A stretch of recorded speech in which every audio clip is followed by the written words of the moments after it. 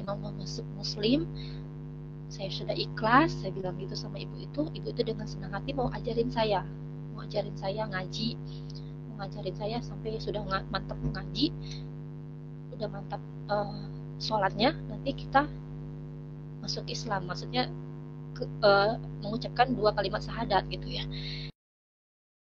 Shalom Bapak Ibu sekalian, saudara-saudaraku dimanapun berada. Kesempatan ini saya hadir lagi menjumpai Bapak Ibu. Semoga Bapak Ibu tetap dalam keadaan sehat dan terus diberkati oleh Tuhan. Amin. Kesempatan ini bersama kita mau mendengar kesaksian dari seorang ibu muslimah asal Batam, yang mana beliau sudah cukup lama menjadi seorang mualaf, tapi luar biasa bahwa Tuhan boleh memanggil kembali untuk menjadi pengikutnya. Tuhan tidak mau ia terhilang, tapi Tuhan mau supaya ibu ini memperoleh hidup yang kekal. Sungguh luar biasa Bapak Ibu Saudara-saudara.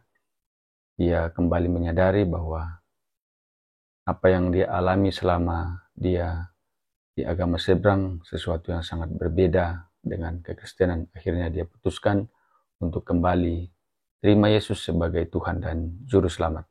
Kita dengarkan kesaksiannya berikut ini.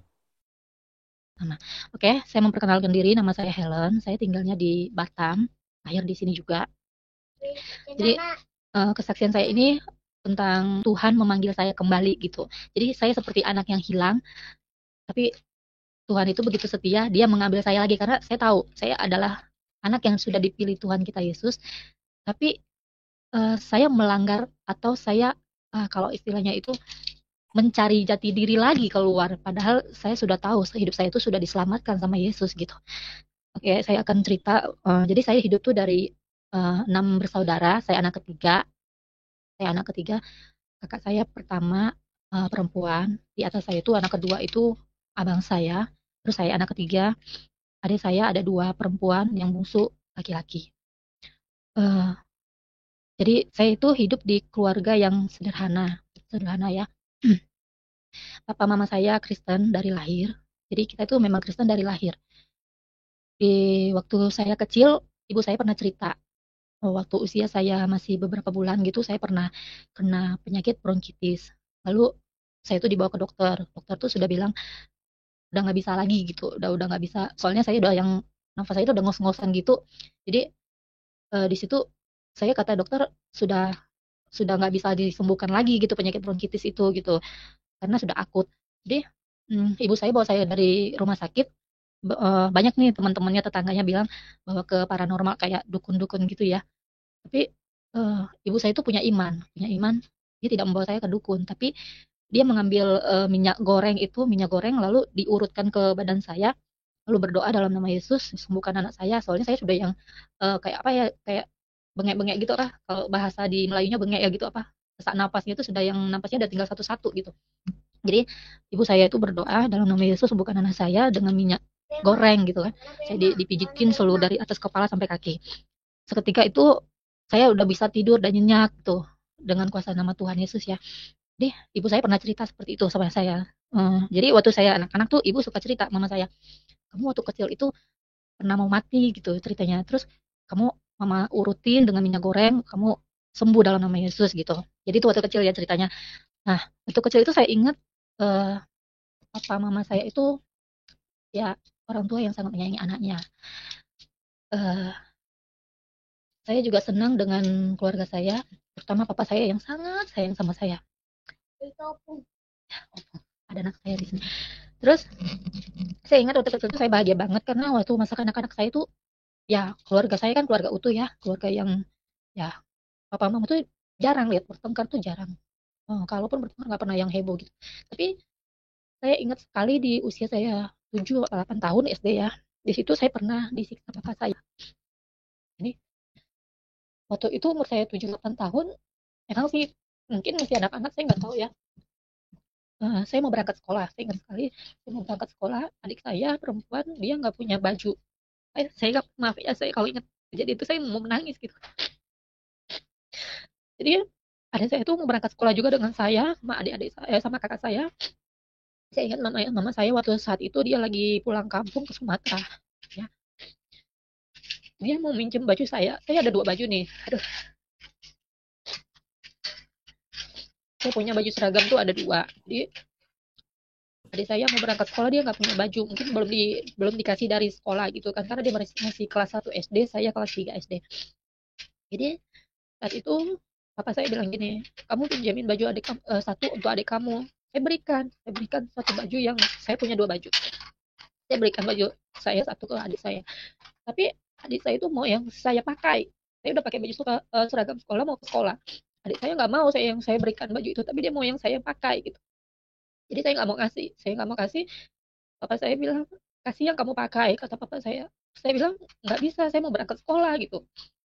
Terus papa saya bilang, kasih yang kamu pakai. Katanya, saya nggak mau kasih. Saya bilang, saya mau berangkat sekolah, papa. Terus papa saya bilang, buka bajunya, nggak usah sekolah. Saya bingung, kok begini, saya udah kasih baju saya satu lagi, kenapa saya disuruh nggak usah sekolah. Tuh. Terus pas saya marah, diambil tali pinggangnya, saya disiksa, saya dipukul, kamu nggak usah sekolah katanya. Terus saya dipukul itu sampai keras, umur 7 tahun, 8 tahun, saya sampai bekas semua. Nah, saya disiksa sampai saya dikejar, saya ingat banget saya dikejar sampai ke jalan.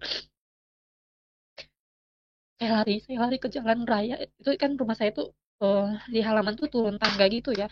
Terus saya sampai lari ke turun tangga, saya ke jalan itu, saya nggak pakai sendal karena saya sakit banget dipukul. Jadi saya melarikan diri untuk menyelamatkan diri karena rasa sakit pukulan itu ya. Terus sayanya pergi dari rumah itu lari, umur 7 8 tahun, saya sembunyi di rumah tetangga saya. Saya ingat waktu itu ada jualan gitu, warung-warung Cina, saya sembunyi di samping rumah itu. Saya sembunyi ketakutan. Bapak saya cari saya ketakutan. Terus bapak saya pulang, saya masih sembunyi di situ karena takut nanti dipukul, jadi saya masih sembunyi. Terus tiba-tiba abang saya, kakak saya datang untuk mencari saya.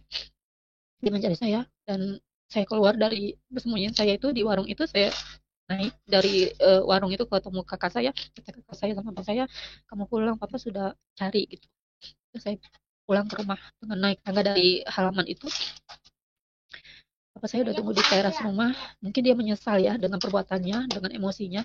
Jadi saya ketakutan naik ke rumah. Terus dia bilang, sini katanya, kamu sakit ya katanya. Bapak saya mungkin menyesal gitu memukul saya. Iya.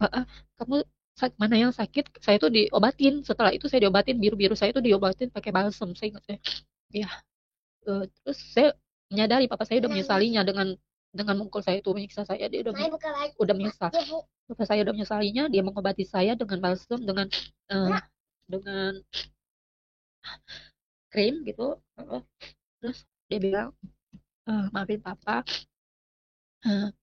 Papa marah tadi karena emosi gitu. Dia bilang gitu. Cuma di situ perdananya saya disiksa sama papa saya, karena saya nggak pernah dipukul papa saya. Itu perdananya saya dipukul, disiksa gitu. Jadi saya merasa benci sama papa saya. Di situ saya sudah mulai, hati saya itu sudah yang tidak suka lagi sama papa saya. Saya benci dia, saya benci banget. Nah, setelah itu sore hari jam 3 bapak saya pulang dari kampung, saya ingat. Terus saya menceritakan kejadian yang sudah saya alami. Ya memang mama saya memarahi bapak saya dan mengatakan, masih kecil kamu jangan mukul-mukul anak gitu. Terus setelah itu tak berapa lama saya itu sudah punya hati kepahitan sama papa saya sejak itu. Kadang teman saya kalau pulang sekolah, papa kamu mana gak jemput, papa saya sudah mati. Saya dari SD itu sudah tertanam hati yang benci sama ayah, hati yang pahit gitu. Jadi kata-kata yang keluar dari mulut saya juga itu kasar ya. Jadi eh, saya dari yang kecil itu udah mengalami kepahitan, kebencian sama sosok seorang bapak ya, terutama papa saya yang kelihatan. Saya bilang sama teman saya, papa saya sudah mati gitu. Tuh. Tapi di sekolah itu ya saya ngatain, saya ingat itu saya juga udah ceritain sama kakak saya juga tentang hal ini. Setelah itu saya beranjak dewasa, saya mulai ikut kebaktian, saya ikut eh, family altar, cool. Karena kami notabene kan Kristen ya, jadi gereja itu sudah wajib gitu, harus hari Minggu itu gereja. Dan saya ikut persekutuan remaja juga gitu, yang aktif di sekolah juga saya mengikutinya. Nah, beranjak itu saya mulai SMA saya juga begitu, ikut. kegiatan kegiatan-kegiatan sekolah aktif aktif banget. Cuma teman-teman saya banyak notabene memang di daerah Batam ini banyakan Melayu ya. Jadi Melayu itu jadi banyak Muslim di sini emang. Karena banyak yang ini memang rata-rata banyak Melayu gitu Batam ini. Kita itu orang pendatang kalau di Batam. Kalau orang Sumatera, Padang itu orang pendatang di sini. Jadi, saya banyak teman Muslim dan saya banyak bergaul sama mereka. Dalam hati saya ini sudah dari kecil sudah tertanam saya tidak suka sama orang Batak gitu. Karena saya Batak ya, saya asli orang Batak. Saya sudah tertanam saya nggak suka orang Batak karena ngelihat sosok papa saya yang keras, kasar gitu ya. Jadi di pikiran saya itu sudah saya nggak suka berteman sama orang Batak gitu. Jadi teman saya itu banyak saya pilih-pilih itu ya, ya orang-orang Jawa, Melayu gitu, orang-orang sini gitu. Saya pilih-pilih teman. Nah itu saya lulus lulus SMA, saya mulai mau kursus sama kuliah, itu juga papa saya pernah tidak memberikan saya izin keluar dari Batam ini. Jadi dulu kakak saya kuliah di Bandung, abang saya sekolah di Bandung juga SMA. Setelah saya tamat SMA, ibu saya tuh mau mau eh, kasih saya itu merantau ke Bandung kuliah gitu. Sampai sudah ngurus surat rayonnya, sudah semua administrasi sudah diurus sama ibu saya. Di situ saya sudah mulai senang gitu. Saya mau keluar dari Batam ini, soalnya saya dari dari lahir sampai SMA itu kan saya nggak pernah kemana-mana ya, kecuali ke kampung ibu saya kalau dia mau pulang ke kampung gitu, kangen sama nenek sama kakek saya, opung kalau saya Batak bilang opung ya. Heeh. Kalau kangen kita pulang bareng sama mama gitu. Jadi saya nggak pernah keluar kecuali ya ke kampung Sumatera. Jadi saat itu saya mau dikuliahin di Bandung, ikut kakak saya sama abang saya gitu kuliah sana. Jadi senang saya mau keluar dari Batam ini, saya nggak dengar lagi kata-kata kasar papa saya. Jadi semenjak saya SD itu, saya sudah sering mendengar papa saya kalau ada kita buat kesalahan tuh dia langsung pukul gitu. Udah mulai dari situ dia sudah sering mukul siapa yang salah itu dipukul gitu punishment-nya ya.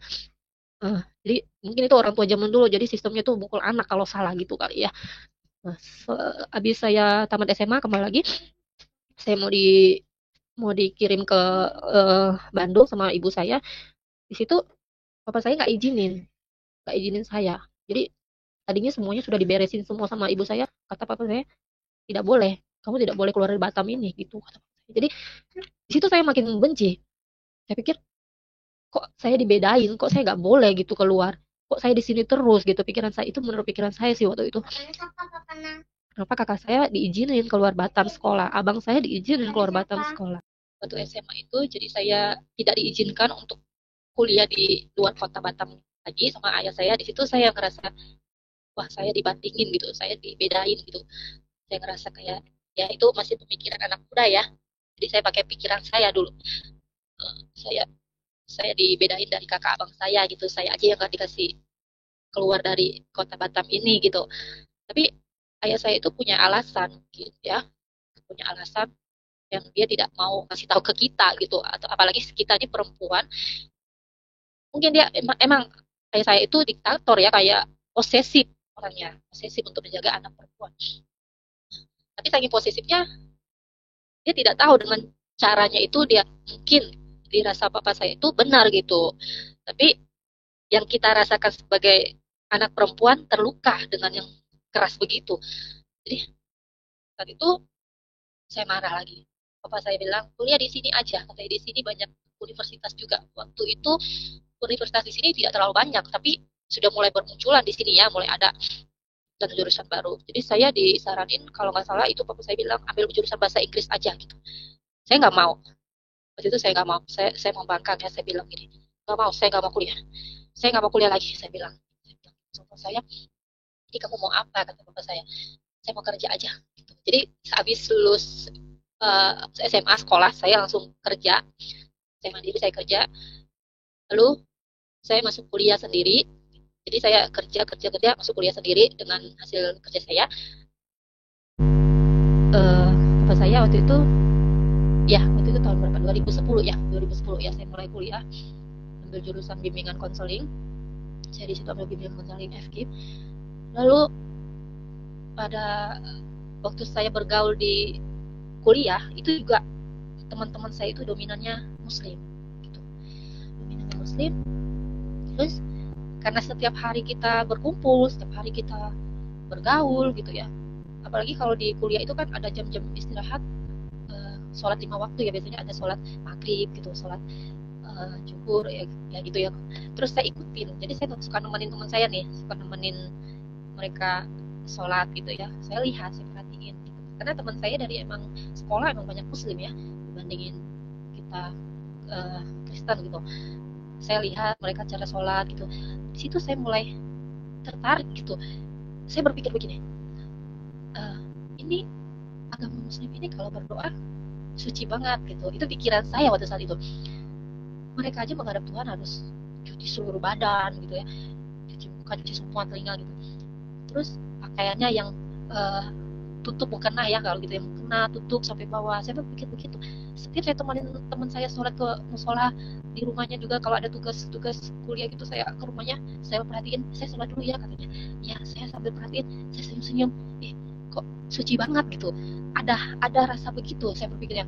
Beda dengan agama saya, banyak munafik. Saya begitu ya, pikiran saya begitu. Banyak yang munafik kalau ke gereja itu pakaian nggak sopan, terus ya pokoknya pikiran jelek lah gitu waktu saat itu. Apalagi di keluarga saya melihat papa saya yang saya ingat kasar gitu, nggak ada kasihnya gitu. Kristen ngajarin kasih, tapi ternyata nggak diaplikasiin gitu. Papa saya aja kasar. Pokoknya banyak munafik lah Kristen itu gitu. Saya berpikir dalam pikiran saya. Jadi, sampai satu kali ada masalah keluarga yang saya nggak bisa ceritain, tapi next time mungkin ada waktu saya bersaksi kembali ya, kalau ada waktu. Ada masalah keluarga yang membuat hati saya itu kayak sedih, marah, benci, perasaan campur aduk semua. Waktu itu saya ingat saya lagi kuliah, mama saya telepon saya, dia kasih kabar, Helen, papa gini gini gini. Saya nggak bisa cerita di sini ya, nanti ada satu waktu saya akan cerita. Sama kamu gini gini gitu. Terus saya dengarnya kaget iya, benci iya, sedih iya, jadi bercampur aduk semua di perasaan, di pikiran itu semuanya kacau. Jadi saya pulang ke rumah, pulang kampus itu saya marah sama mama saya. Itulah, ini saya marah-marah. Jadi saat itu papa saya nggak ada di rumah ya. Saya ngomong gini sama mama saya ngerasa benci. Saya utarakan benci saya ke papa saya ngomong sama mama saya. Jadi di situ mama saya nangis aja gitu kan. Karena masalah ini emang kenanya ke papa saya saat itu. Musibah itu ya, ada satu masalah. Lalu atas kejadian itu, setelah itu lebaran, saya ingat ya, lebaran mama saya sama papa saya sama adik saya lagi pergi ke Malaysia. Mereka pergi ke Malaysia, ada medical check up di sana mereka. Setelah itu sebelumnya ya, saya ini kalau pertemuan itu mama saya selalu tidak izinin kalau di hari lebaran, hari Idul Fitri itu untuk berkunjung ke rumah saudara kita. Mama saya selalu larang gitu. Saya dari kecil kalau Idul Fitri selalu dibilang jangan ke rumah muslim ya gitu, diperingatin gitu ya. Gak boleh lebaran dilarang gitu sama ibu saya ya. Jadi waktu yang ibu saya pergi ke Malaysia waktu lebaran sama adik saya sama papa saya, di situ pas lebaran ya, saya berkunjung ke rumah teman saya kuliah semuanya, saya lebaran ke rumahnya. Saya ngerasa gak ada mama papa nih, gak ada yang larang, saya mau lebaran bebas gitu ya. Lebaran selama ini kan dilarang ya pergi rayain Idul Fitri gitu ya.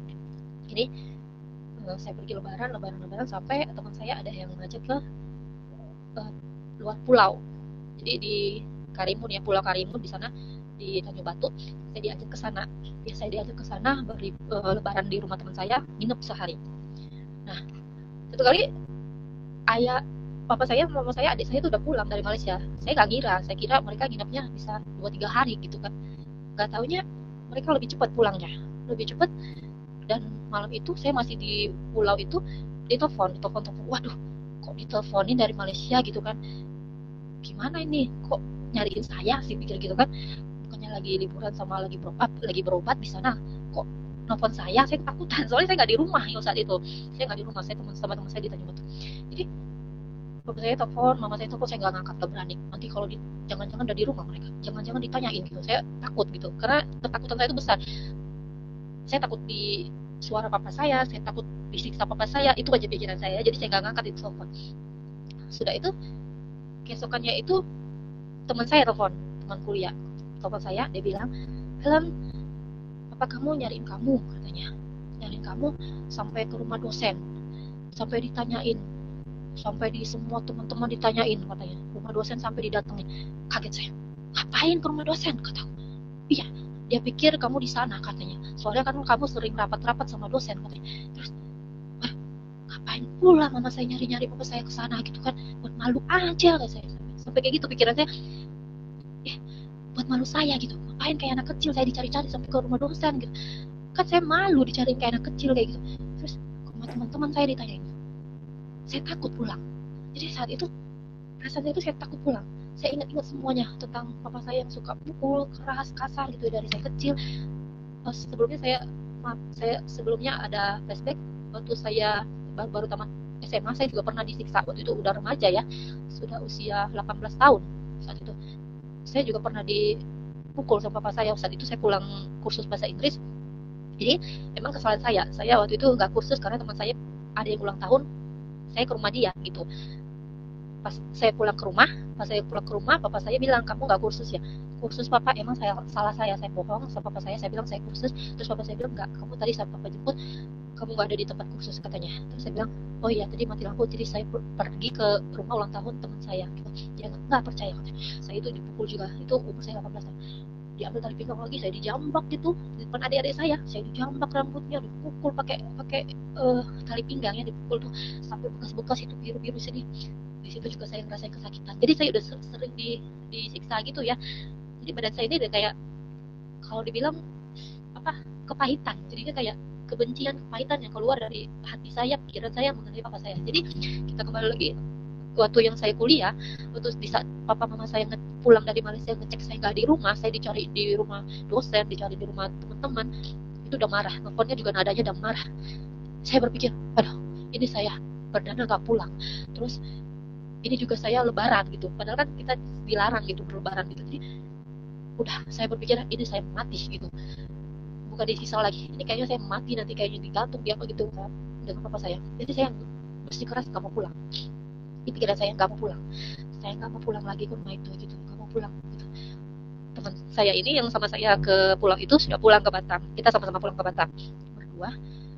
Sampai di Batam saya itu nggak pulang ke rumah, saya takut, saya takut, saya nggak pulang ke rumah. Saya cari di phonebook siapa teman-teman saya yang mau menerima saya gitu.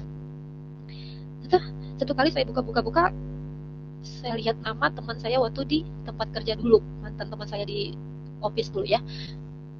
Saya telepon dia, nggak aktif. Saya cari lagi temannya teman saya gitu, saya telepon aktif. Terus saya hello, apa kabar?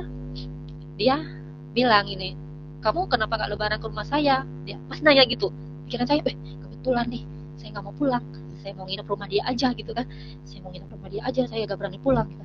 Jadi terbesit saya, oh iya saya mau ke rumah kamu, saya langsung jawab gitu, saya mau ke rumah kamu, terus kirim alamat kamu, saya bilang. Dia kirim alamatnya, rumahnya di Palembang. Jadi saya dari Batam, saya beli ongkos waktu itu dari Sekupang naik ferry ke Buton ya, ke Buton. Jadi saya lewat laut terus lewat darat. Itu perdana kali saya perjalanan sendiri ya, sendiri kayak berkelana gitu ya.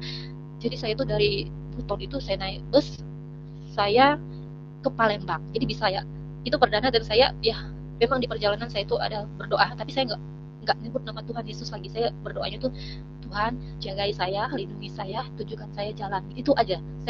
Saya sudah kubur itu Kristen, jadi dalam hati saya itu sudah kubur itu agama saya gitu. Saya udah kubur agama saya udah benci soalnya sama Kristen ini gitu. Saya menganggapnya munafik itu, kasih tapi nggak ada kasihnya gitu ya. Terus di perjalanan saya itu berdoa. Memang di perjalanan itu Tuhan itu menunjukkan semuanya. Saya itu benar-benar orang baik semua yang temuin saya, biarpun saya nggak kenal satu pun orang, saya nggak kenal, tapi semua orang yang bertanya sama saya melihat tuh kayak Tuhan yang utus gitu, kayak Tuhan yang suruh bertanya sama saya, adek mau kemana gitu, ditanya, saya mau ke Palembang, lewat mana ya om, saya bilang, oh lewat bus ini, saya ditunjukin, oke saya naik bus itu. Pas naik bus itu saya ke terminal Pekanbaru, dari Buton ke Pekanbaru. Di situ ada lagi bapak-bapak nanya, adek mau kemana, katanya, saya mau ke Palembang. Oh udah malam loh dek, kamu nanti nggak takut, katanya, kamu di sini aja nunggu, jangan kemana-mana, ini udah malam, katanya.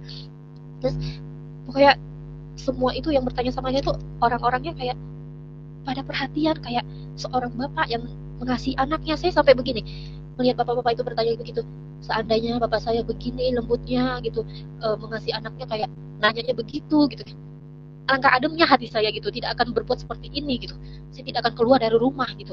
Jadi saya itu punya kepahitan, jadi saya nggak mau pulang gitu, nggak mau pulang.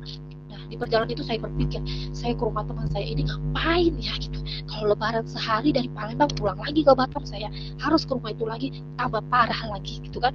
Ya, jadi akhirnya di perjalanan saya pikir-pikir, renungin, renungin. Saya berpikir, ini saya menggunakan pikiran saya waktu itu. Saya berpikir, udah, saya kayaknya harus pindah agama Islam gitu. Saya berpikir begitu. Saya harus pindah agama Islam. Agama saya itu sudah tidak baik gitu. Sudah tidak baik. Saya pikir lagi, teman saya kalau sholat itu suci, saya lihat. Terus pakai mukena, mereka uh, alim semua gitu ya. Terus kebanyakan teman saya itu banyak muslim, mereka yang fair fair sama saya, yang care care itu muslim gitu. Saya pikir begitu ya. Terus akhirnya waktu saya kontak teman saya itu, saya udah mau ke rumah dia ke Palembang lewat Pekanbaru. Saya bilang sama dia, saya telepon, di sana ada pesantren nggak? Saya bilang, kok nanya pesantren katanya, bukannya kamu mau liburan ke rumah saya, mau lebaran katanya. Aku mau masuk muslim, aku bilang. Kaget ya, hah, yang benar, serius itu lah katanya. Iya, aku mau masuk muslim, aku bilang gitu. Terus oke oke oke, nanti aku bantu tolongin deh, aku bilang sama mama saya, nanti aku tanyain di sini ada kok katanya pesantren katanya yang bagus katanya. Terus iya, aku mau masuk muslim. Jadi singkat cerita, sampailah saya ke Palembang, itu di Sungai Lilin ya, saya di Sungai Lilin saat itu. Jadi sampai ke rumah dia, saya diperkenalin sama bapak ibunya, dan mungkin dia sudah cerita sama mama papanya, udah cerita kalau temannya ini saya mau masuk muslim. Jadi welcome, welcome, mamanya dan papanya welcome ya, disambut dengan baik. Karena teman saya juga pernah cerita dulu kalau Kristen itu masuk Islam tuh ada pahalanya, pahala bagi keluarga yang masukin, terus masjidnya gitu ya. Nah, jadi saya di welcome, terus ditanya-tanya, saya cuma jawab, ya saya mau masuk muslim, saya sudah ikhlas, saya bilang gitu sama ibu itu. Ibu itu dengan senang hati mau ajarin saya, ngaji, mau ngajarin saya sampai sudah mantap ngaji, udah mantap sholatnya, nanti kita masuk Islam, maksudnya mengucapkan 2 kalimat syahadat gitu ya. Ibu itu ajarin saya ngaji, sholat 5 waktu. Ibu itu ajarin saya kayak baca-bacaan ya, kalau saya sih diajarin waktu itu baca-bacaan singkat gitu, kayak Al-Fatihah kayak gitu. Terus setelah sholat saya diajarin zikir gitu ya. Zikir itu kayak mengucap syukur kan. Terus saat itu HP saya emang udah dihubungi sama orang tua saya, teman-teman saya hubungi. HP saya itu kartunya itu saya tukar. Jadi kartu lama itu udah saya buka, saya ganti yang baru karena saya berpikir udah saya kubur yang lama, nama Helen Triana itu sudah saya kubur gitu ya. Terus saya mau dengan nama baru gitu, saya mau dengan agama baru, nama baru, teman baru, hidup baru, pokoknya semuanya baru. Yang lama sudah kayak saya mau kuburin, saya mau hilangin identitas gitu.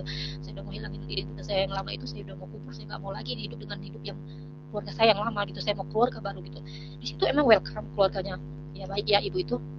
Jadi saat saya masa-masa belajar itu, di situ saya bermimpi terus. Saya bermimpi malam-malam itu, saya bermimpi ibu saya datang, saya lagi tidur di sampingnya ibu saya gitu. Jadi malam itu saya bermimpi ibu saya ada di samping saya bangun gak ada gitu kan.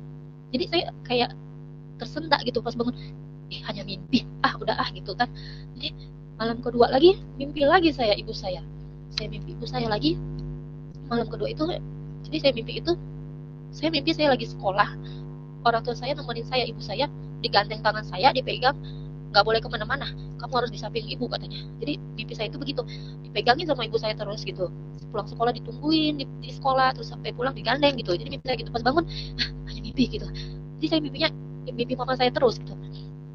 Nah, terus karena saya berpikir apa mama saya kangen gitu kan, atau hati saya aja yang kangen mama saya gitu, saya buka HP saya, GSM-nya itu ya saya pasang lagi gitu kan, yang baru saya buka, keluar SMS gitu kan, keluar SMS. Zaman itu SMS ya, 2000 ya, tahun 2000-an. Terus saya baca, mama saya bilang gini, anakku Helen, apapun agamamu mama terima gitu ya, apapun agama Muhammad terima, karena saya ini kasih tahu saya masuk agama Islam itu saya udah kasih tahu teman kuliah saya semua, sudah saya kasih tahu lewat HP saya baru, nomor SM saya yang baru udah kasih tahu semua teman-teman saya udah muslim loh gitu, saya udah sama kalian gitu, udah gitu kan. Nah jadi teman saya ini ada satu teman dekat saya, ditanyain sama abang saya sama mama saya, jadi tahu gitu, udah tahu kabarnya kalau saya itu katanya Helen mau masuk muslim gitu kan, gitu dari teman saya. Jadi mama saya kabarin lewat SMS, apapun agama kamu mama terima, kamu tetap anak mama gitu, dibilang gitu ya, baiklah pulang gitu. Saya kaget pas baca, terus saya matiin lagi, kaget kan, saya matiin lagi tuh GSM, saya buka lagi, terus oh ini maksud dari mimpinya ya gitu kan, saya bilang oh ini maksud dari mimpinya, makanya 2 hari saya mimpi ibu saya, pas buka HP SMS dari ibu saya baca, saya matiin lagi, takutnya menghalangi saya untuk berniat masuk Islam tadi gitu, dengan adanya begitu kan SMS, terus saya matiin lagi.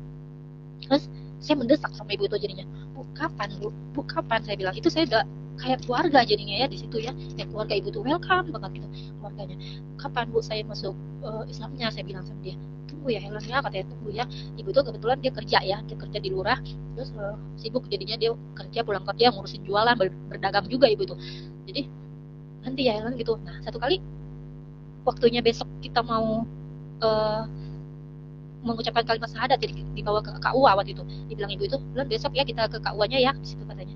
Iya kata saya, oke bu gitu. Terus saat besoknya hujan deras datang gitu, hujannya deras datang gitu kan, tapi puter-puter gitu hujan. Saya nggak bisa jadinya ke KUA itu, nggak sempat, nggak bisa soalnya hujan kan. Jadi kata ibunya ditunda ya, soalnya hujannya lebat banget katanya gitu. Saya berpikir ini apa sengaja hujan ini dibuat Tuhan supaya saya nggak jadi ya gitu. Saya sempat berpikir begitu, Tuhan kayaknya nggak izinin saya ya ini masuk Islam, kok hujannya tiba-tiba ya, kemarin-kemarin cerah, kok pas dibilang mau kalimat syahadat kok langsung hujannya deras banget gitu kan. Terus oke, besoknya lagi hujan lagi. Jadi saya keras hati orangnya ya, keras hati dan pakai pikiran sendiri. Kata saya sama ibu itu, tuh udahlah nggak apa-apa, hujan-hujan nggak apa-apa, diterobos saja. Soalnya saya ini hatinya sedang berontak kayak gini, hati kecil saya sebenarnya, saya kangen ibu saya pengen pulang sama ibu saya karena baca SMS dan mimpi-mimpi itu. Tapi di pikiran saya harus itu masuk Islam, udah yang saya udah kubur tuh nama Helen itu, nggak mau lagi gitu di keluarga saya yang lama gitu. Tapi hati kecil saya itu sebenarnya mau sama ibu saya gitu. Jadi makanya saya desak-desak gitu ibu itu, bu ayolah bu, gak apa-apa, ini hujannya nggak kayak semalam, nggak deras, nggak terlalu petirnya, nggak terlalu ini kata. Jadi Helen mau nih sekarang, ya udah yuk katanya. Jadi hujan-hujan saya ingat banget, saya berbahasa-bahasa ya, itu memaksakan sekali kayaknya. Terus kita pergi ke KUA sana. Pas di KUA itu, di sepanjang jalan itu saya kayak gemetaran, kayak udah mau pingsan gitu, rasanya hati saya itu kayak berontak ya. Tapi saya maksain gitu, udah biarin aja gitu kan. Udah sampai di KUA, ada saksinya gitu, kita, maksudnya saya diajarin mengikuti ininya, pembimbingnya itu mengucapkan 2 kalimat syahadat. Jadi saya ada tanda tangan di sana. Terus di situ saya bilang nama saya nggak usah Helen lagi ya, Sarah aja boleh nggak gitu, sebenarnya saya mau mengubur nama saya gitu. Saya berpikiran saya mau pakai jilbab, saya nggak dikenalin sama siapapun gitu. Jadi ibu itu oke aja kan, kayak gitu, udah saya, kamu udah muslim sekarang katanya gitu. Terus kita udah pulang dari sana, jadi saya mimpi lagi besoknya, mimpi ibu saya lagi. Ibu saya itu nangis di mimpi saya, nangis gitu, ngucapin nama saya Helen gitu, nangis. Pas bangun itu saya kaget lagi, kok mimpi ibu saya lagi gitu kan, kenapa lagi gitu kan. Terus saya ingat, tiba-tiba nggak tahu kenapa pikiran saya ingat gini, kalau saya ngikutin agama muslim, di muslim kan diajarin tuh surga di telapak kaki ibu. Apakah ini Tuhan mau ngasih tahu saya kalau saya harus menghormati orang tua ibu saya gitu, biar saya masuk surga? Saya berpikir begitu kan. Saya pikir, kalau saya nggak menghormati ibu saya, berarti saya masuk neraka dong. Apa gunanya saya masuk Islam kalau saya tidak menghormati ibu saya? Saya berpikir begitu. Sampai saya ngomong sama ibunya, Bu, saya udah berapa kali mimpi, kayaknya saya harus pulang deh. Saya ngomong kayak gitu. Gak tahu kekuatan apa yang ngomong kayak gitu, langsung ngomong. Karena kan di Islam kan diajarin ya Bu ya, surga di telapak kaki ibu ya. Iya Helen, kata ibu itu. Terus, tapi ini kan saya belum ngomong, belum izin sama mama saya kalau saya mau masuk muslim. Saya berarti kan durhaka, nggak ngomong. Berarti saya harus pulang dulu ya Bu. Ibu tuh bilang, kamu emang berani ya pulang? Biasanya kalau orang masuk muslim itu, dia kalau masuk ke agama Kristen itu nanti dikristenisasi lagi kata dia. Terus aku bilang, enggak lah Bu, ini kan keinginan saya bilang. nggak mungkin Bu, ini saya udah tekad Bu, saya udah Islam kan, udah ada suratnya, jadi saya nggak bisa mungkin lagi Kristen Bu, saya bilang. Terus nggak bisa lah, nanti kalau misalnya kamu sudah beberapa tahun udah belajar dulu, nanti ibu kasih pesantren deh, ke pesantren kamu katanya, tapi jangan pulang dulu, saya dibujuk gitu kan. Tapi pikiran sama hati saya berontak, saya bilang, Bu enggak Bu, saya harus izin dulu sama mama saya, soalnya saya mimpi terus nggak enak ini, aku bilang gitu. Nanti kalau sudah saya izin saya balik lagi ke sini ya Bu gitu kan. Terus yakin kamu Lan, kata ibu itu, yakin katanya. Iya, ini kan Idul Fitri, maaf-maafan saya bilang. Alangkah baiknya saya silaturahmi sama mama saya minta maaf. Saya begini gitu kan. Terus ya sudah katanya, terserah kamu aja, yang penting kamu balik lagi ya ke sini katanya. Terus saya bilang, iya Idul Adha nanti saya datang ke sini lagi. Biasanya kan habis Idul Fitri itu ada Idul Adha ya, Lebaran Haji gitu kan nyusulnya. Jadi saya udah janji sama ibu tuh, Lebaran Haji saya datang lagi ke Palembang gitu untuk mencari ilmu sama pesantren gitu kan. Udah janji. Terus oke lah nak, tadi ya gitu. Dia kasih saya pulang waktu itu. Tapi di sembari itu ternyata papa saya itu udah kontak-kontak sama teman-teman kuliah saya yang saya infoin. Jadi ada teman kuliah saya yang saya info-infoin gitu, saya sudah masuk muslim gitu kan, saya masih telepon-teleponan sama teman kuliah gitu. Terus ternyata teman saya itu ngomong sama papa saya kalau saya sudah muslim gitu. Terus suruh pulang aja Helennya, kata papa saya kan. Terus saya dibujuk sama teman saya, Len kamu pulang lah, papa mama kamu udah cariin tuh, nangis nangis papamu katanya, gak kasihan kalau sama orang tua kamu Len katanya gitu. Teman saya ngomong ke telepon, iya ini saya mau pulang, aku bilang. Saya tahu kok di muslim itu surga di telapak kaki ibu, dan saya harus menghormati ibu saya, aku bilang. Ini aku mau pulang, mau minta izin sama mama saya, aku bilang. Aku mimpi terus soalnya, aku bilang. Terus, ya bagus lah, ini kalau kamu mau, nih kata papamu biar dibeliin tiket nih, aku disuruh biar beliin tiket kasih ke kamu katanya. Terus kok kebetulan banget ya gitu kan, soalnya uang di saya itu kan cuma dikit, nanti kalau saya lewat beli tiket gak cukup uangnya, harus lewat darat lagi kayak tadi gitu, saya bingung lewatnya dari mana gitu kan kalau dari Palembang gitu. Jadi papa saya itu sudah beliin tiket, kasih nomor bookingnya ke teman saya, ini teman saya kasih ke saya, nih lah nomor bookingnya, kamu udah dibeliin tiket sama papa kamu, nih kamu naik aja katanya. Jadi saya lewat Jambi itu, lewat Jambi, jadi dari Palembang naik mobil ke Jambi, terus saya naik Sriwijaya tuh ke Batam. Itu timenya pastilah papa saya udah tahu, soalnya kan yang beli dia. Terus rupanya papa saya udah tunggu di bandara, dia sudah tunggu saya di bandara dari jam berapa saya nggak tahu. Terus di pesawat itu, sepanjang pesawat tuh saya udah, kan saya udah pakai jilbab nih, udah dikasih jilbab sama ibu itu ya, udah pokoknya beberapa kerudung udah dikasih gitu, jadi saya pakai jilbab. Tapi dia pesen gini, dia bilang gini, nanti kalau kamu di sana di Batam jangan mau ya tinggal sama orang Kristen lagi gitu. Bukannya saya bilang kamu benci sama orang tua, tapi emang kayak gitu, nggak boleh kalau udah Islam terus tinggalnya di Kristen lagi gitu, nggak boleh gitu. Kamu kalau bisa sih di tempat lain gitu, kontrak kos gitu kan. Terus oh iya iya saya bilang, terus jangan mau ya kalau dikasih minum air putih jampi-jampi nanti kamu dikristenisasi lagi katanya. Terus iya iya saya pesannya gitu. Terusnya saya sampai di bandara itu, saya udah pakai jilbab, ini saya pas di depan tuh kelihatan bapak saya udah lihat bapak saya, ih ada bapak saya berdiri, dia lagi nunggu tuh di situ. Pas dia nunggu di depan itu, saya ketakutan karena kan saya kepahitan dan takutnya itu sama bapak saya udah ketahuan nanti, aduh nanti kayak mana nih di bandara bising gitu kan, kayak mana disuruh ke teriak-teriak, malu saya lagi nanti kalau disuruh kedapatan teriak masuk mobil, teriak-teriak gitu malu kan. Jadi saya berdoa saya bilang gini, itu doanya sudah nggak ini lagi ya, nggak Kristen. Jadi saya, ya Allah tolong saya ya Allah gitu, saya bilang, jangan sampai ya Allah dia papa saya nampak saya gitu. Beri beri aku apa, saya kayak sembunyi hidden gitu ya Allah gitu kan. Terus beneran pas ini papa saya lewat tuh, udah deg-degan hatinya, lewat udah kayak di sini papa saya di sini, lewat itu dia nggak lihat saya, nggak lihat sama sekali, nggak lihat. Saya langsung belakangin, langsung lari, saya langsung cari mobil gitu, langsung nyari taksi. Terus saya dalam hati saya ditolong sama Allah nih gitu kan, berarti agama ini benar gitu kan, saya pikirnya begitu, ini agama benar nih, Allah tolong saya gitu, langsung bisa tuh gak nampak sama papa saya. Mungkin saat itu saya pakai jilbab, dia gak kenal kali, mungkin kayak gitu ya. Terus saya di mobil, saya bingung mau kemana. Jadi teman-teman saya ini kan banyak notabene muslim, saya kontak aja teman-teman saya yang kuliah, saya tahu kontak, ada salah satu teman saya namanya Rita, saya bilang, Rit aku lagi udah di Batam, terus aku ke rumah kamu ya, aku takut pulang ke rumah nih, nanti besok-besok baru saya pulang ke rumah gitu. Oke oke katanya, datang aja. Jadi saya datang ke rumah teman saya Rita ini, di sana saya uh, berhenti dulu istirahat. Kebetulan itu kan habis Lebaran biasa ada halal bihalal gitu kan, ada halal bihalal di acara-acara, biasa ada acara-acara uh, di center Batam biasa begitu kan, diajakin sama teman saya. baru nyampe deh kan, kami ada acara halal bihalal nih, mau ikut nggak katanya. Di mana kataku, di Batam Center, mau ikut ya, ini ada ustadz ini loh datang gitu. Saat itu nggak, lupa saya ustadz siapa ini. Dia bilang itu ustadznya terkenal katanya gitu ya. Terus, oh boleh juga daripada aku di sini di rumah sendirian. Iya, mana tahu nanti kamu mau sharing ilmu sama ustadz itu bisa jawab loh katanya gitu, soal agama katanya, ilmunya tinggi katanya. Terus ya udahlah yuk. Jadi saya mandi, saya pakai kerudung lagi gitu, udah pokoknya ada kerudungan lah. Terus saya pergi sama mereka ke halal bihalal itu. Di sana ya kita nyanyi-nyanyi gitu ya, nyanyi-nyanyi Arab gitu. Terus main rebana, orang kita nonton-nonton gitu ya, halal bihalal gitu kan.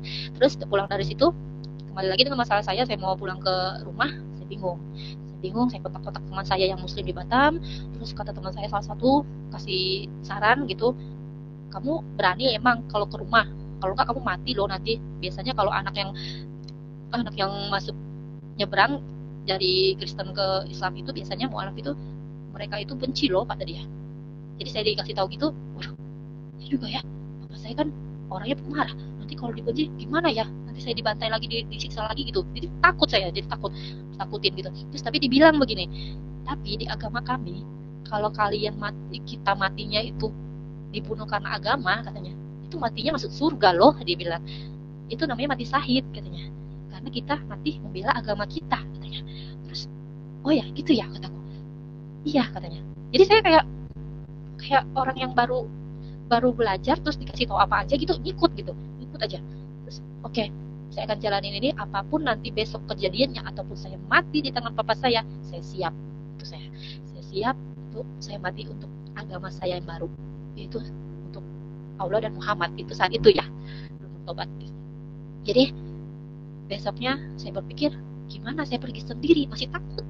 Saya tanya lagi teman-teman saya yang kuliah, gimana aku nggak berani pergi sendiri, beneran aku nggak berani, aku bilang.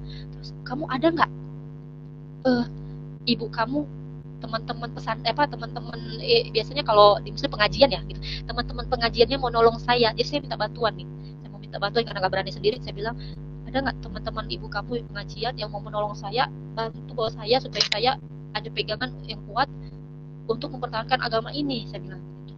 Terus dia bilang, gak apa-apa kamu sendiri katanya, kalau mati karena Islam itu kamu mati syahid, kamu masuk surga katanya.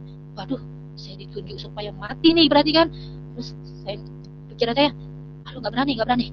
Akhirnya saya ingat keluarga ibu saya dari kakek ada yang muslim. Jadi saya berpikir begitu, oh ya udah, aku datangin ke rumah paman saya aja, paman saya kan muslim gitu ya. Saya pergi ke rumahnya, diantarin sama teman kuliah saya tadi. Pergi ke sana, saya ngomong sama paman saya bilang, kalau kita kan Batak kan panggilnya tulang ya gitu. Tulang, saya udah masuk muslim. Emang dilihat dia udah pakai kerudung rumahnya gitu kan, udah ngomong assalamualaikum gitu. Terus kaget dia, emang lihat saya, hah kamu Helen kan katanya. Iya tulang gitu. Terus kok kamu beda katanya, kenapa katanya. Jadi kayak bingung, tanda tanya gitu. Saya jelasin saya udah muslim gitu. Kapan? Kaget tulangnya gitu, kaget paman saya sama istrinya, kaget. Kapan katanya, kemarin, lebaran kemarin gitu. Terus kenapa kamu masuk muslim, dia tanya. Karena ini keluarga sepupu mama saya tapi deket gitu ya, deket sama mama saya gitu. Jadi mereka tuh nggak mungkin saling menyakiti gitu, karena saudara ya, saudara deket gitu. Jadi kaget ya, kenapa kamu muslim, apa alasannya, coba kasih tahu sama tulang. Dia ngomong gitu. Saya kasih tahu, ini saya memang mencari agama sendiri, aku bilang. Jadi ini keinginan saya sendiri gitu, saya ingin belajar tentang ini gitu kan. Saya tahu. Terus ya sudah, kalau nggak ada yang atas dasar dorongan orang lain, atas dasar diri kamu sendiri, ya sudah, tulang dukung katanya gitu kan. Tulang dukung sama istrinya bibi itu dukung gitu, dukung. Yang penting baik-baik gitu kan dengan mama. Terima nggak mama? Ya itu, saya datang ke sini mau minta bantuan sama tulang, antarin saya pulang ke rumah, saya takut gitu. Saya takut. Oke, saya antar katanya. Tulang itu bantu saya ya, bantu saya pulang ke rumah, bawa saya ke rumah saya. Saat itu pas datang ke rumah, di tangga itu saya tuh takut, naik ke atas tuh takut, aduh bapak saya nanti pukul saya, saya nggak sanggup gitu. Mau pulang lagi, udah datang aja, yuk pulang, naik ke atas katanya tulang kan. Ya udah, kita naik ke atas. Pas di pintu itu mungkin sudah dikasih tahu kali ya sama tulang, kami mau datang nih ke rumah nih, bawa Helen gitu kan, bawa Helen. Karena saya selama hilang itu ternyata udah dicariin gitu, udah dicariin dari lapor polisi, udah dicariin semua, udah dicariin gitu, keluarga semua udah tahu gitu, dari Sabang sampai Merauke gitu, udah doain, udah nyariin gitu.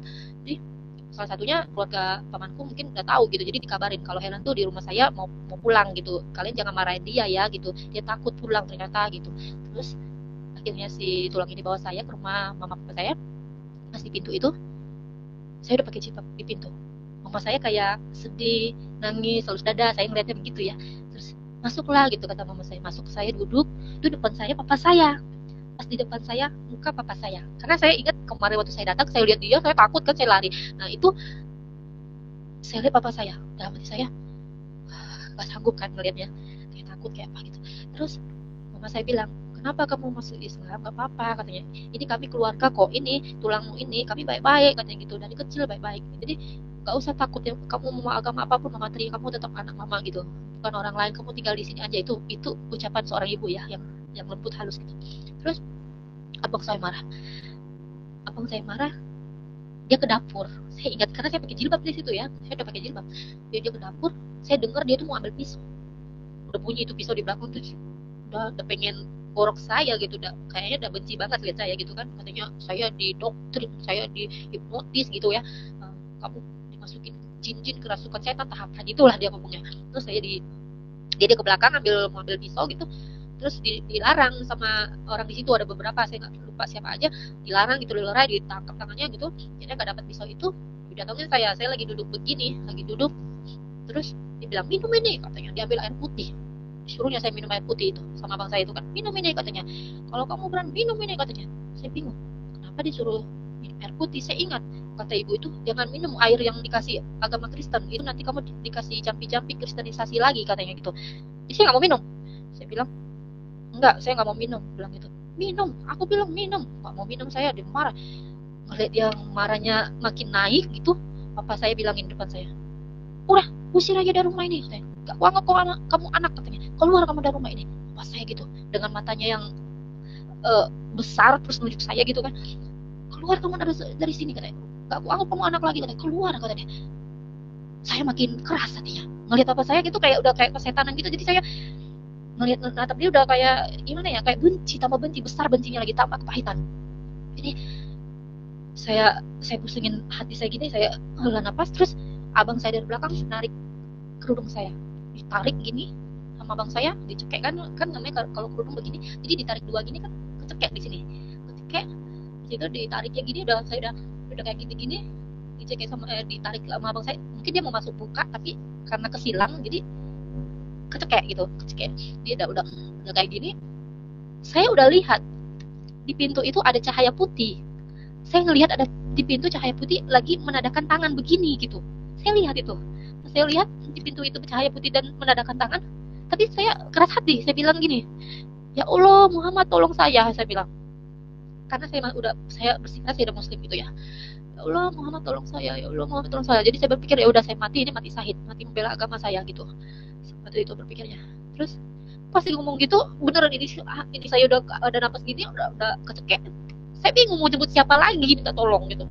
Mau jemput siapa, nggak ditolong gitu. Terus karena saya lihat cahaya putih di pintu rumah saya sebut ngeliat dia begini gitu. Dia itu Tuhan kita Yesus gini. Saya sebut namanya, Yesus tolong gitu. Jadi di ucapan saya terakhir tuh, Yesus tolong, saya bilang. Saya ucapin nama Yesus. Pas saya ucapin nama Yesus tadi tolong, mama saya kan bawa saya ke kamar, abang saya kelepas itu apa, pas dia tarik itu nggak tahu kekuatan apa, dia tiba-tiba lepas. Mama saya bawa saya ke kamar, pintu ditutup. Papa saya tadi yang marah besar, tiba-tiba dia ketok pintu, saya dia bilang, ya sudah bapak minta maaf, dia ngomong begitu sama saya, dia elus rambut saya. Di situ saya ngerasain kasih bapak yang saya rindukan selama ini. Di situ saya ngerasain kasih bapak saya, itu rinduin selama dari kecil saya rinduin seperti ini bapak, saya rinduin bapak saya seperti ini. Itu yang saya dapat waktu itu. Jadi abang saya udah turun ininya apa tadi dia marah-marah kan, udah reda.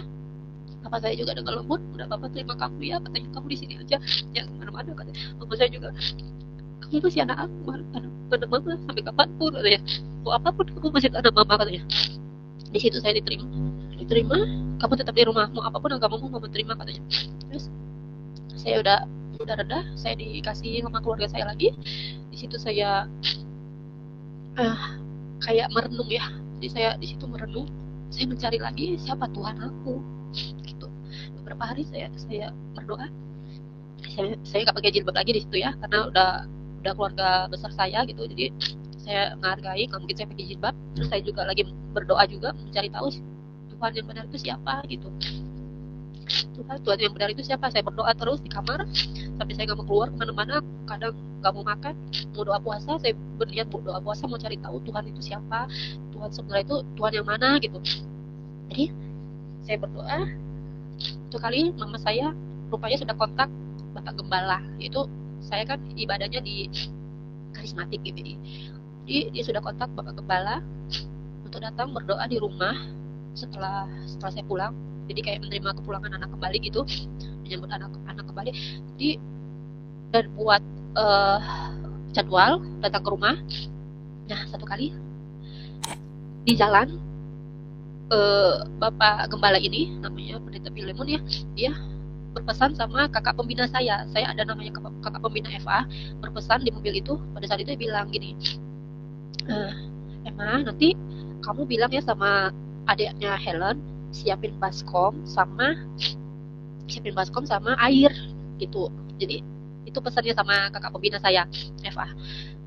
Di rumah sebelum mereka datang, itu nggak tahu ya, pada saat saya doa puasa dan berdoa, Tuhan ini sekarang saya mau didoain gitu, kalau benar aku mau Kristen lagi, Tuhan tunjukin kuasamu, aku bilang, tunjukin kuasamu ke aku biar aku percaya kamu Tuhan aku bilang, bukan Tuhan yang baru ini gitu. Terus saat itu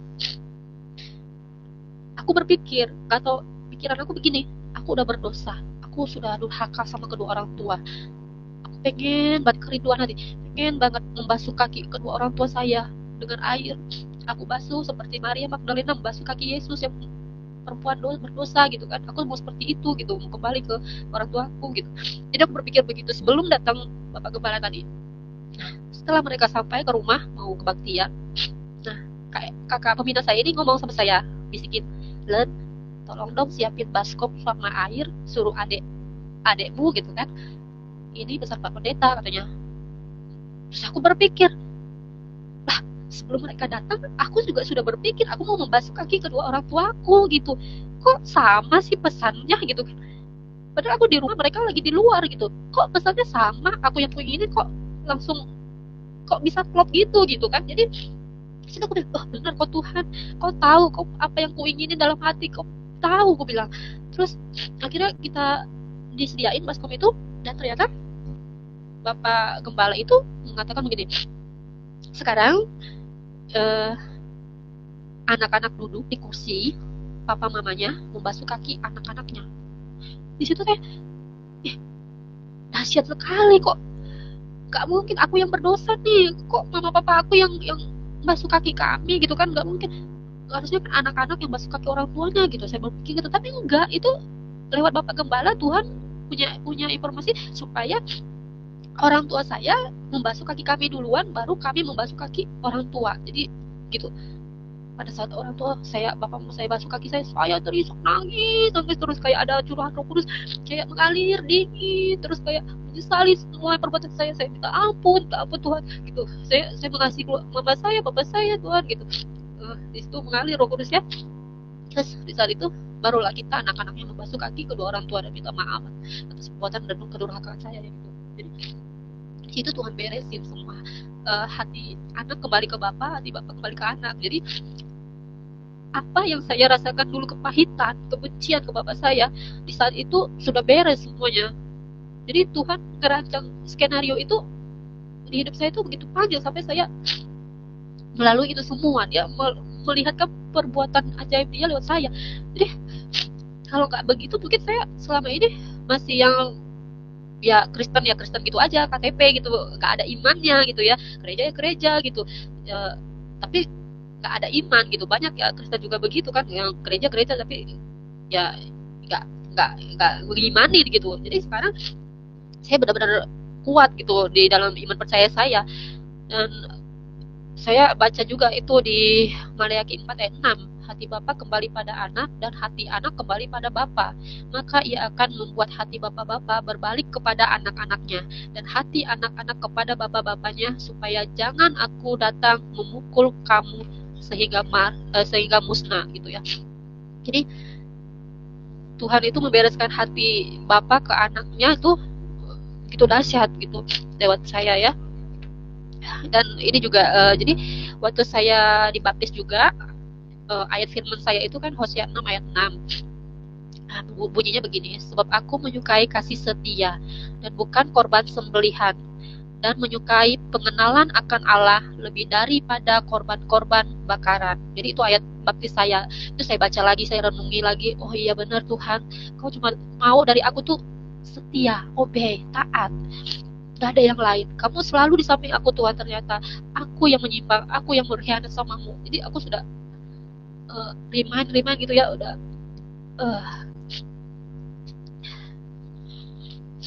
jadi Tuhan itu maunya aku tuh setia aja, itu aja, nggak ada yang lain. Lewat kesaksian saya ini mungkin teman-teman dapat berkat dan bisa mengambil hikmahnya, juga mendapat kayak pengenalan akan Tuhan juga lebih lagi, apalagi di akhir-akhir titik terakhir ini Tuhan mau kita itu bersaksi buat kemuliaan namanya, biar banyak teman-teman yang diselamatkan, banyak juga teman-teman kita yang mungkin masih terombang-ambing, yang belum mengenal secara yakin Tuhan Yesus itu yaitu Tuhan kita yang untuk menuju ke Allah gitu. Ya, tak ada yang dapat kepada Bapa kalau tidak melalui Yesus. Luar biasa Bapak Ibu sekalian, kesaksian Ibu ini semoga dapat bermanfaat, boleh memberkati, menguatkan iman kita, sehingga kita pun semakin kuat, semakin semangat dalam Tuhan, dan semakin sungguh-sungguh yakin bahwa tidak ada apapun yang akan memisahkan kita dari kasih Kristus, karena saudara dan saya yang percaya kepada Kristus adalah orang yang sudah diselamatkan oleh Tuhan, dan di luar Yesus itu hanya kebinasaan, di luar Yesus tidak ada keselamatan. Jangan lupa dukung channel ini Bapak Ibu dengan cara like, subscribe, dan share, supaya saudara terus mendapat notifikasi video-video terbaru dari saya, dan terlebih channel ini akan terus berkembang dan menjadi saluran berkat bagi banyak orang. Tuhan Yesus memberkati.